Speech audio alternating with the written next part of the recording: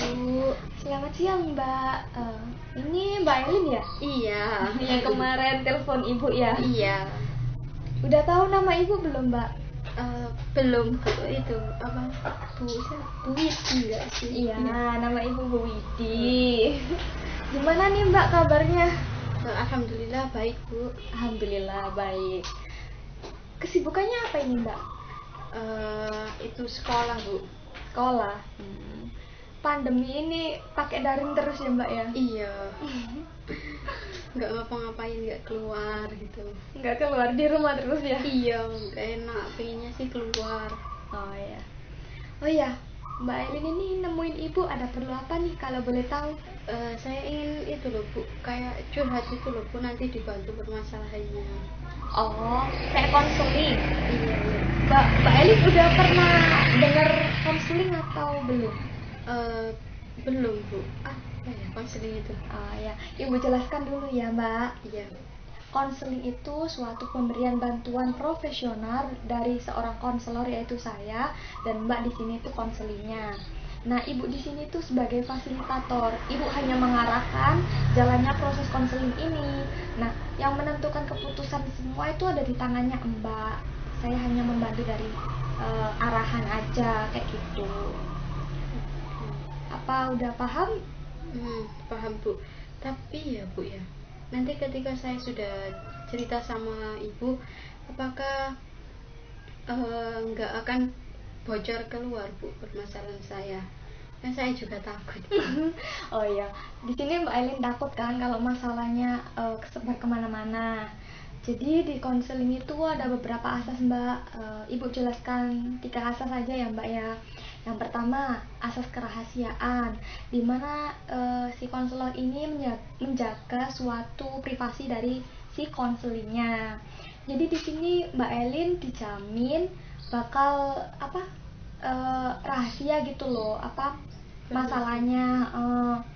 Terkecuali kalau saya tidak bisa menangani masalah Mbak Elin, saya meminta kayak perjanjian gitu kepada Mbak Elin untuk saya menceritakan masalah Mbak Elin ke pihak yang lebih bisa menangani masalah Mbak Elin kayak gitu. Terus ada asas kesukarelaan, dimana si konseling ini yaitu Mbak Elin datang ke sini tuh tanpa ada paksaan dari pihak lain. Jadi Mbak Elin di sini emang punya niatan sendiri untuk menyelesaikan masalah. Kalau Ibu boleh tahu nih, Mbak Elin kesini tuh ada paksaan dari orang lain apa enggak? Nggak ada, karena saya keinginan sendiri untuk dapat menyelesaikan masalah saya. Oh, kayak gitu. Ada. Terus ada asas keterbukaan Mbak. Jadi di sini tuh si konseli diharapkan untuk terbuka dengan masalahnya. Semisal Mbak Elin menutupi masalah dari si Mbak Elin, terus menyembunyikan gitu, dan masalahnya itu gak bakal selesai karena masalah itu harus pure Mbak. Jadi cerita murni kayak gitu, nggak dibuat-buat juga karena di sini kan pengennya nyelesain masalah kayak gitu. Kalau boleh tahu nih, tujuan Mbak Elin buat konseling itu kayak gimana sih? Tujuan saya itu ingin dibantu menyelesaikan masalah Bu. Menyelesaikan masalah kan ya Mbak? Pengennya masalah saya itu clear, nggak berlarut-larut gitu. Oh ya, pengennya clear gitu ya.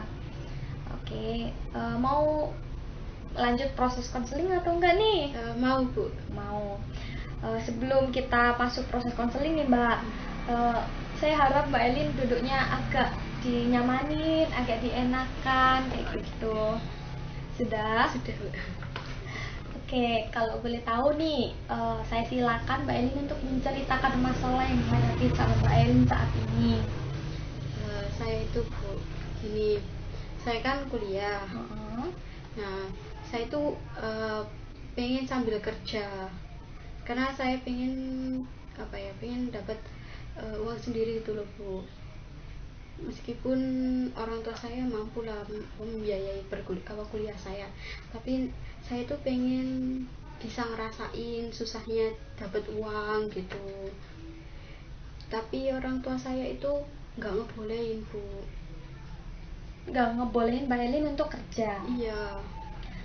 Kalau boleh tahu nih, apakah Mbak Elin punya niatan buat emang bener-bener pengen kerja sambil kuliah? Punya, tapi orang tua saya tuh nggak percaya bahwa saya tuh bisa ngelakuin kuliah sambil kerja. Oke. Apakah Mbak Elin di sini tuh memiliki tekanan diri sendiri bahwasanya Mbak Elin pengen kuliah sambil kerja, atau ini kayak apa ya, kayak menyambi waktu luang gitu loh? Nah, itu kepinginan saya kan kuliah hanya jam sekian sampai jam sekian, maksudnya hanya waktunya itu cuma sedikit itu loh. Nah, kepingin saya waktu luang saya itu saya gunain untuk kerja. Kerjanya yang seperti apa kalau boleh tahu Mbak Elin? Yang Mbak Elin pengenin sih? Kerja kayak di pabrik, terus kerja di toko gitu. Kerja di pabrik. Mbak Elin ini kuliah ya? Iya. Kuliahnya tuh swasta atau negeri sih kalau boleh tahu? Saya swasta ya. Swasta. Kalau di pabrik itu bukannya gimana ya Mbak ya? Yang saya tahu itu pabrik itu kan kayak shift-shiftan ya Mbak ya. Iya. Ya kalau shift-shiftan itu kan agak susah kan kalau orang pabrik, kecuali ada orang dalam yang bisa diajak kerjasama buat gantiin shiftnya kita kalau kita lagi sekolah kayak gitu. Ada nggak sih selain dua tempat itu, kayak di toko ataupun di pabrik gitu, apa ada kayak semacam online atau gimana gitu? Sebenarnya ada, tapi cuma keinginan saya itu saya kerja di pabrik. Soalnya saya lihat teman saya itu dia mampu gitu loh. Dia juga bisa kuliah terus sambil kerja. Kenapa saya enggak gitu loh? Kenapa saya enggak gitu? Iya, terus saya udah ngomong sama orang tua saya keinginan saya sih memang awalnya orang tua saya tuh pernah bilang udah kamu sekolah aja, takutnya nggak kalau disambil kerja nggak akan efisien waktunya. Enggak, takutnya itu saya di tengah jalan waktu udah ngerasain dapat uang, udah ngerasain enaknya kerja, enaknya dapat uang, saya tuh lebih milih kerjanya daripada kuliahnya. Akhirnya kuliahnya putus di tengah jalan. Oke. Jadi pemikirannya orang tuanya Mbak Elin kan sebaiknya kan kuliah dulu. Nanti kalau selesai kuliah kan Mbak Elin mendapatkan kerja yang lebih layak gitu kan Mbak. Nah, semisal nih kalau Mbak Elin ada kesempatan untuk kerja, entah itu di pabrik ataupun di toko, apakah Mbak Elin benar-benar akan mengambil kesempatan itu dan menentang perkataan si ayah, atau tetap bakal ngambil gitu tanpa mengabaikan si perkataan ayah? Saya pengennya ngomong dulu sama kedua orang tua saya mampu untuk saya mampu untuk kerja, terus saya bisa loh kerja sambil kuliah. Saya ingin mereka tahu, saya ingin mereka percaya. Saya akan buktikan omongan saya bahwa saya bisa kerja sambil kuliah. Saya ingin matahin persepsi kedua orang tua saya. Tapi kalau saya lihat ya, mungkin pribadi saya nih, kalau ngelihat orang tua Mbak Elin kan, Elin fokus aja sama kuliah, kerja itu nanti aja kalau selesai lulus kuliah kayak gitu kan. Itu kan kayak sikap kasih sayangnya si orang tua kan. Terlebih lagi itu masih kewajiban orang tua kan. Di sini Mbak Elin juga belum menikah kan, masih tanggungan orang tua. Jadi apa sih tujuan apa sih tujuan kerja Mbak Elin itu? Saya tujuannya itu hanya ingin ingin bisa merasakan susahnya dapat uang itu seperti apa. Saya ingin merasain perjuangan orang tua saya ketika membiayai saya kuliah gitu. Saya tahu orang tua saya mampu, tapi seenggaknya berilah saya kesempatan untuk bisa merasakan itu. Saya takut mau ngomong sama orang tua saya, karena ketakutan orang tua saya akhirnya saya merasa saya juga takut untuk bilang pada mereka bahwa saya pernah ditawarin untuk kerja. Terus akhirnya saya takut, saya tolak. Sebenarnya saya pengen buktiin bahwa saya lo bisa kerja sambil kuliah, tapi dari awal dari awal orang tua saya sudah bilang, kamu kalau bisa kuliah aja, kerjanya setelah lulus, takutnya nanti di tengah jalan nggak akan terganggu juga kan, nantinya di tengah jalan kuliah kamu nggak selesai, hanya di tengah jalan udah selesai gitu. Memang kalau ibu tak boleh tahu ya, Mbak Elin ini pengennya S1 atau S2 sih? Pengen saya sih kuliah sampai S2, S3, pokoknya sampai jenjang pendidikan yang lebih tinggi lagi lah, nggak hanya terpaku di S1 saja tuh. Kalau bisa sampai S2, alhamdulillah. Kalau bisa lagi sampai S3. Nah, di sini kan Mbak Elin juga punya impian kan. Kalau Mbak Elin ini pengen sekolah sampai ya kalau bisa sampai S3 kan. S3, S2 kayak gitu kan. Mbak Elin juga harus mempertimbangkan juga sekiranya orang tua Mbak Elin masih bisa membiayai kuliah Mbak Elin, ya Mbak Elin lebih ini aja, fokus sama kuliah dulu. Dan semisal Mbak Elin emang benar-benar pengen ngerasain susahnya gimana cari uang, apakah rasa mungkin ya ini pengennya Mbak Elin lah, pengenlah mengatakan sesuatu ke orang tua Mbak Elin, pengen mengungkapkan apa yang Mbak Elin inginkan, ya cobalah Mbak Elin ngomong baik-baik kayak gitu. Emang yang membuat rasa takut Mbak Elin buat ngomong, ya aku pengen kayak gini, tapi kalau nggak boleh ya udah, yang penting aku sudah menyampaikan apa yang aku mau kayak gitu loh. Apa sih yang ngerasain yang bikin takut gitu loh? Takut ditentang, takut mereka nggak setuju, takut apa yang saya jalanin itu tanpa ridho mereka, tanpa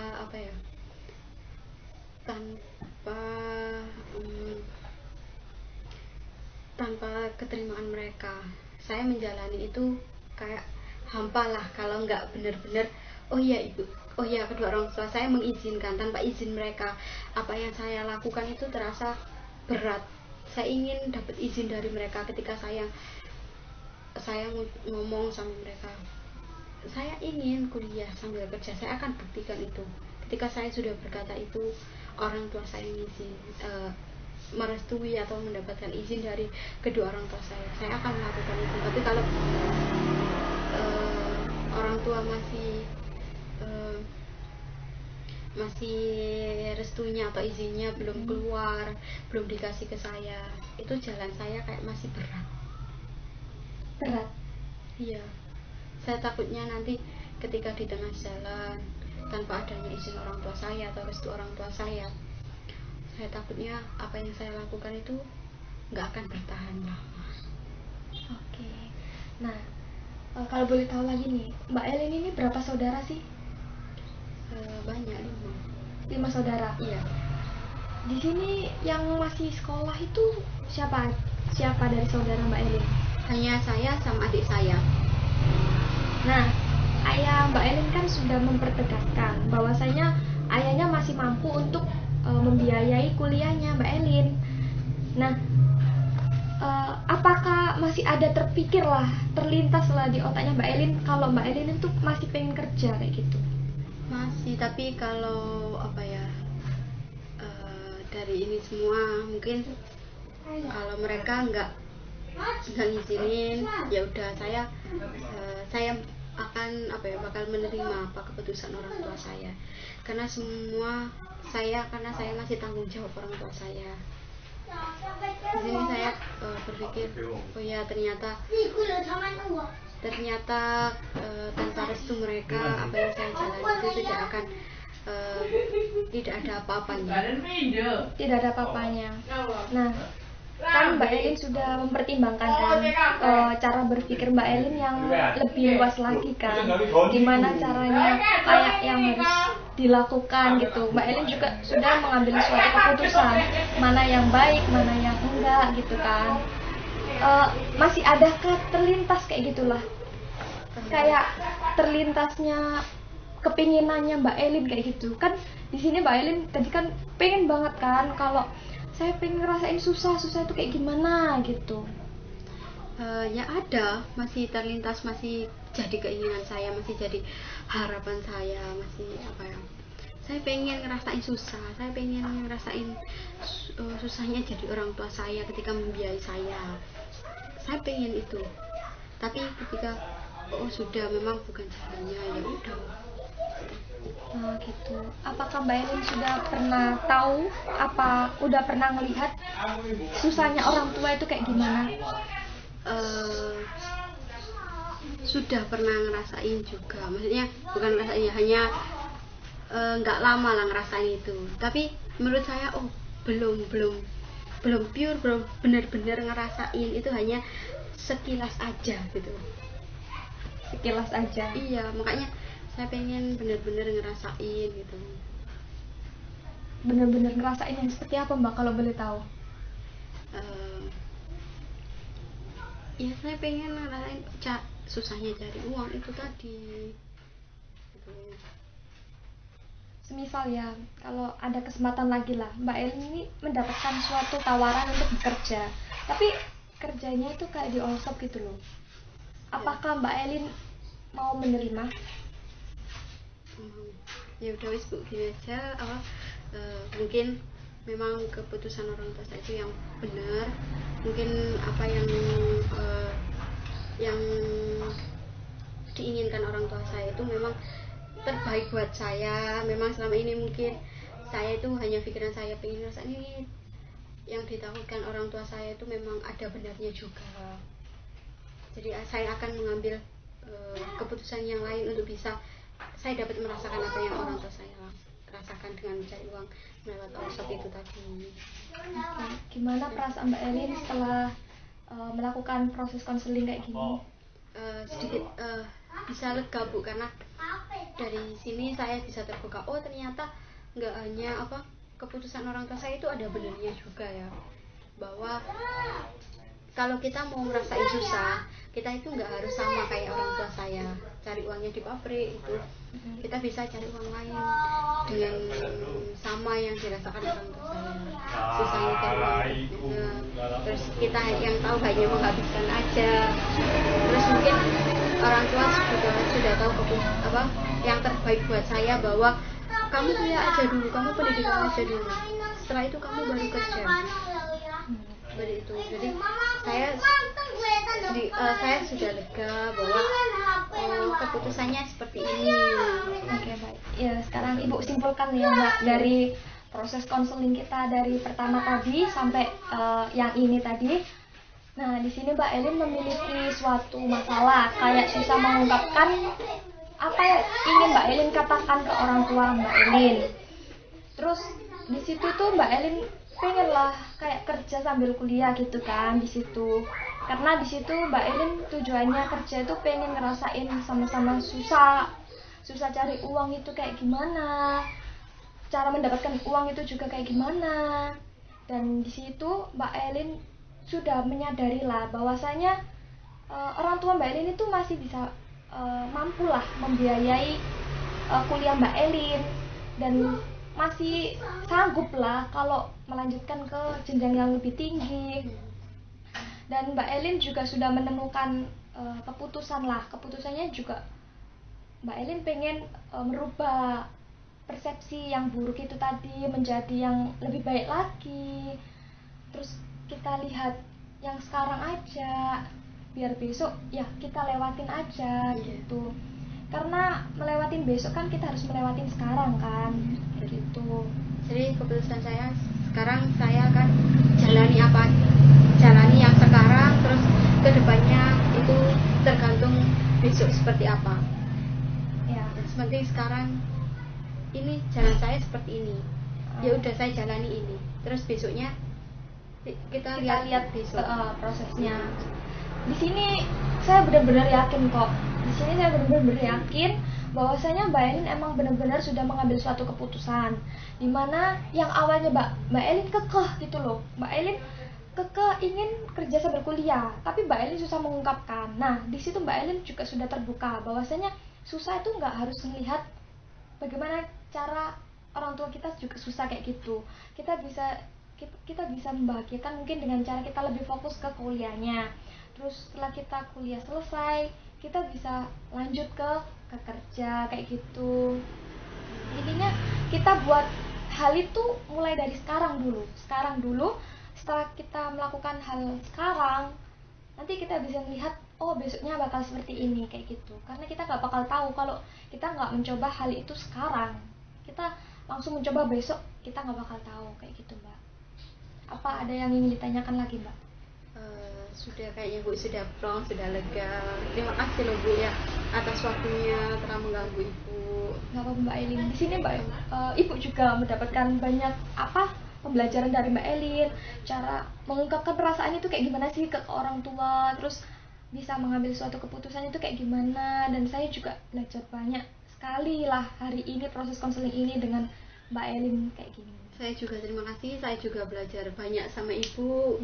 Saya nggak akan tahu apa yang saya ambil ini benar apa enggak dari masukan Ibu, dari apa yang disampaikan Ibu bisa buat saya buat masukan untuk saya untuk mengambil keputusan saya yang akan saya ambil. Harus diterapin ya Mbak ya, di kehidupan nyatanya, jangan hanya ngomong aja gitu. Insya Allah saya akan terapin itu tadi. Terima kasih sudah mengganggu waktunya Ibu. Kapan-kapan kalau saya kesini boleh ya Bu ya? Boleh. Oke, terima kasih Bu. Ya, sama